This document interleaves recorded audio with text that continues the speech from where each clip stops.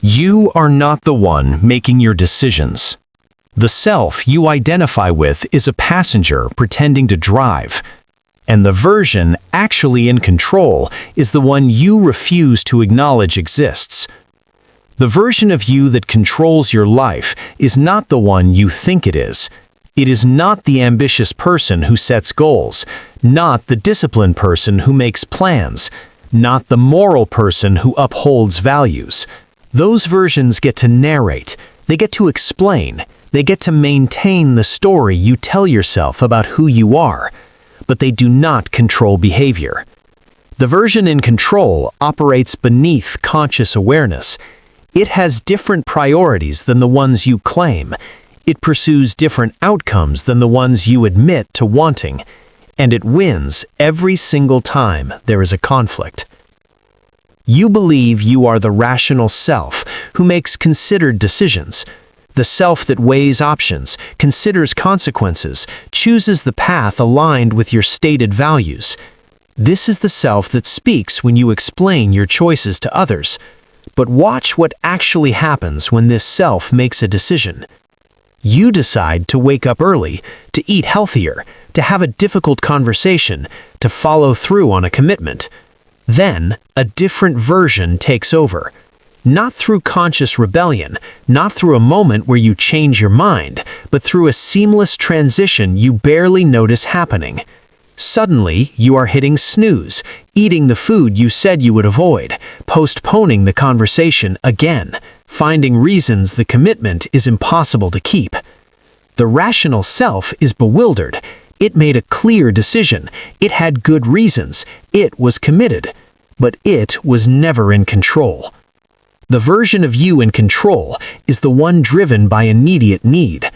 Not long-term goals, not abstract values, not the person you want to become, just what feels necessary in this specific moment to avoid discomfort. This self does not care about your 5-year plan. It cares about not feeling anxious right now. It does not care about your relationship goals. It cares about not feeling vulnerable in this conversation. It operates on a simple principle: minimize present discomfort regardless of future cost. And it has access to the controls in a way the rational self does not. The rational self can plan, it can narrate, it can explain after the fact why things happen the way they did. But when it comes to actual behavior in the moment, the discomfort-avoiding self has override authority.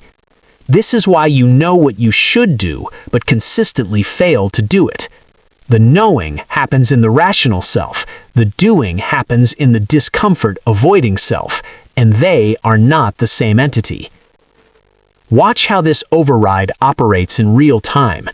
You were supposed to send an important email. The rational self composed it, reviewed it, knows it needs to be sent. Then you open your inbox, and something shifts. A small wave of anxiety, a subtle sense of dread. Nothing overwhelming, nothing you would even call fear if someone asked.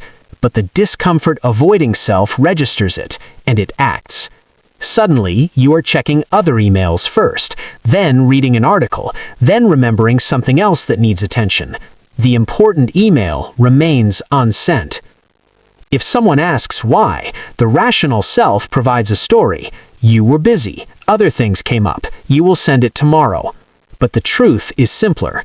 The discomfort-avoiding self detected a threat and redirected behavior away from it. The rational self was never consulted. It just got assigned the task of explaining the redirect after it already happened. This pattern repeats thousands of times per day. Every procrastination, every avoidance, every time you choose the comfortable option over the important one, the discomfort-avoiding self is making the call. And the rational self is constructing narratives to explain why the choice made sense. The discomfort-avoiding self evolved to keep you safe from immediate threats, physical danger, social rejection, overwhelming emotion. It is designed to prioritize short-term survival over long-term optimization. In an environment where threats are immediate and survival is uncertain, this is adaptive. The version of you that stops to consider long-term consequences when a predator appears does not pass on its genes. But you do not live in that environment anymore. Most of your goals require tolerating present discomfort for future benefits. Building a career, maintaining relationships, developing skills, pursuing health. All of these require the ability to override the discomfort-avoiding self and let the rational self govern behavior. But the override mechanism runs the opposite direction. The discomfort-avoiding self can override the rational self. The rational self cannot override the discomfort-avoiding self.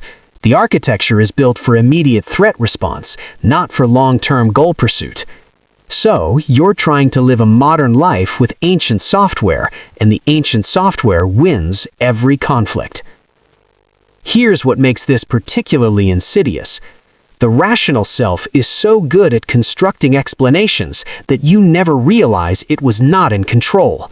You don't think the discomfort-avoiding self just redirected my behavior away from anxiety. You think, I decided to prioritize this other task first. You don't think, I'm avoiding vulnerability. You think, now is not the right time for that conversation. You don't think, I'm choosing immediate comfort over long-term benefit. You think, I'm being strategic about my energy. The rational self rewrites history in real time. It takes the outputs of the discomfort-avoiding self and constructs a narrative where those outputs were conscious, rational decisions. This is not lying. This is not self-deception in any conscious sense. The rational self genuinely believes its own narratives. It has to.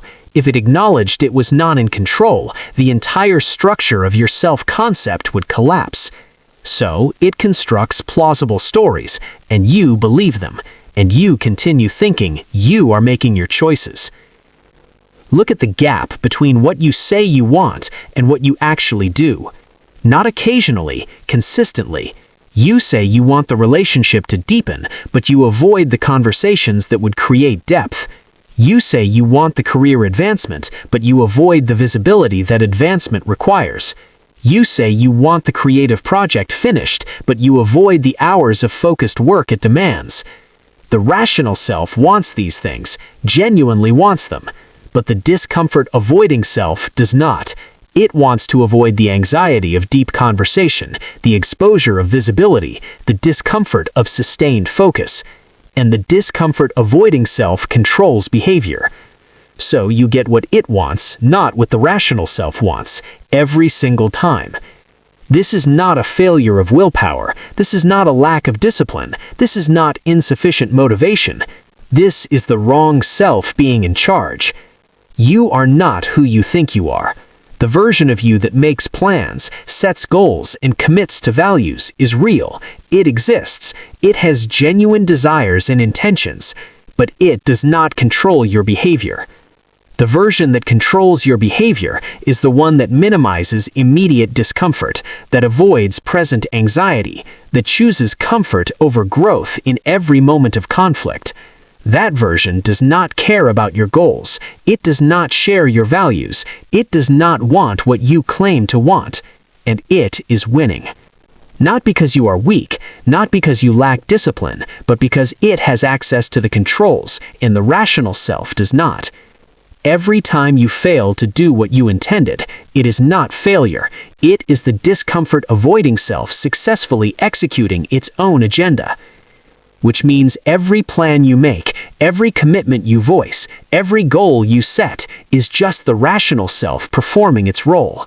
Narrating, explaining, maintaining the illusion of executive control, while something else entirely runs your actual life. The version of you in control is not the version you identify with. It is the version that operates beneath awareness, that prioritizes immediate comfort over stated goals, that redirects behavior away from discomfort before your conscious mind registers a choice is being made. This version does not consult your values. It does not care about your future self. It does not share the ambitions of your rational mind. It just avoids discomfort, moment by moment, decision by decision, and it has been in control your entire life. The question is not how to change this. The question is whether you can tolerate knowing it. Knowing that you are not the author of your own behavior, that your decisions are being made by a part of yourself with completely different priorities than the ones you claim. That the gap between who you think you are and who actually governs your choices is not a temporary problem to solve. It is the permanent structure of your psychology, and there is no override coming.